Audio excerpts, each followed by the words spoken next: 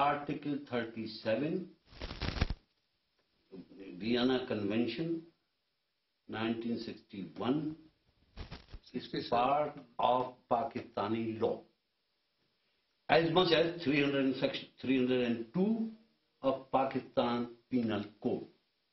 जिस तरह सेक्शन 302 में मर्डर है, इसी तरह प्रिविलेजेस एंड इम्यूनिटीज एक्ट में इम्यूनिटी है. तो पाकिस्तानी अवाम को तो नहीं मालूम, लेकिन हकायक ये हैं कि अगर कोई सिफारतकार है, और सिफारतकार का मतलब ये नहीं कि एम्बेसडर है या डिप्टी एम्बेसडर या फर्स्ट सेक्रेटरी, अगर वो एडमिनिस्ट्रेटिव और टेक्निकल स्टाफ का मेंबर है मिशन की, कॉन्सुलेट के नहीं मिशन, तो उसे टोटल इस्तिस्ना हासिल है क्रिमिनल केसेस. ना किसको ये फैसला करना, ये अदालत का काम नहीं. अदालत की जुरिडिक्शन में ही नहीं है ये फैसला करना कि आपको इम्यूनिटी है, नहीं. फैसला कौन करेगा? आर्टिकल 10 के तहत एक एम्बेसी जिसको एम्प्लॉय करती है, वो वीजा पे आया हो, वो इलीगल इमिग्रेंट हो, कुछ भी हो, यहां एक पाकिस्तानी इलीगल इमिग्रेंट हो और वाजिद शमसुल हसन एम्बेसडर लिखें कि फॉरेन ऑफिस को यहां कि मैंने इसको हमारे एडमिनिस्ट्रेटिव और टेक्निकल स्टाफ में एम्प्लॉय कर दिया. ठीक. Illegal, forget about diplomatic passport, illegal एंट्रेंट. या तो होम ऑफिस यहां कहेगा, फॉरेन ऑफिस हम एक्सेप्ट नहीं करते, पर्सनल नॉन ग्रेटा डिपोर्ट. ठीक. या वो एक्सेप्ट कर लेंगे. ठीक. No, there is no third way. ये नहीं कि जिसको वीजा गलत था, ये लीगल था, वो होगा. आपके फॉरेन ऑफिस ने एक्सेप्ट किया, ये नहीं किया. अमेरिकन एम्बेसी कहती है कि जी हमने इनको खत लिखा और खत में इसका नाम हमने दिया कि ये एम्बेसी का स्टाफ है. अब या तो अमेरिकन एम्बेसी झूठ बोल रही है, खत उन्होंने पेश किया, उस दिन दुनिया टीवी पे मोहित पीरजादा ने खत की कॉपी भी दिखाई, तो या तो जाली खत है. तो इस वक्त पाकिस्तान की हुकूमत को चाहिए कि वो खुल के कहें हमें कोई खत नहीं लिखा है, ये डिप्लोमेटिक उसका स्टाफ का नहीं था, हमने कभी इसका नाम डिप्लोमेटिक लिस्ट पे नहीं डाला. होता ही है, अगर डिप्लोमेटिक लिस्ट पे नाम है और ये विद रिस्पेक्ट गुजर साहब से, ये लाहौर हाई कोर्ट ने कहा है कि इसका एग्जिट कंट्रोल पे लिस्ट पे नाम डाल दो, इसको यहां से गवर्नमेंट पाकिस्तान हैंड ओवर ना करे जब तक इम्यूनिटी का मसला हल ना.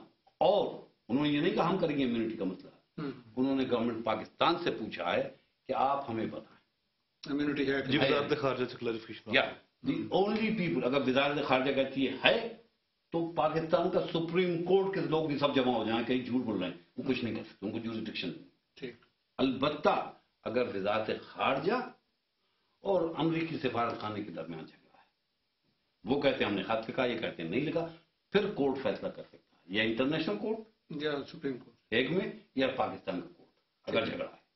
लेकिन पाकिस्तानी हुकूमत में हिम्मत होना, हो क्या रहा है, ये हो रहा है खेल. बदकिस्मती है पाकिस्तान में कि इंसाफ को भी सियासत का गुलाम बना दिया गया है. हो क्या रहा है, पंजाब हुकूमत कहती है जी देखिए हमने तो पकड़ लिया, हमारी पुलिस ने उसको पकड़ लिया, इसको फांसी हो. हम क्या करें भाई, वो जरदारी साहब ने कहा, फेडरल गवर्नमेंट ने कहा इम्यूनिटी. तो चक्कर ये है कि पंजाब गवर्नमेंट हीरो है फिलहाल, हमने पकड़ा हुआ. ठीक.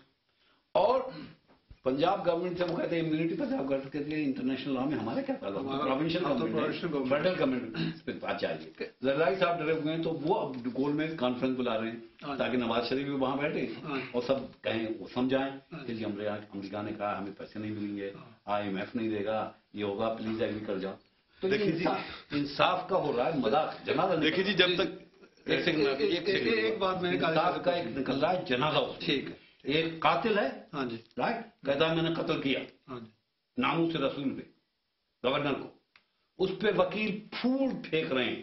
450 उलमा कहते हैं जो उसकी नमाज पढ़ेगा वो काफिर है, वो काफिर है. ये हो गया हमारे मुल्क में.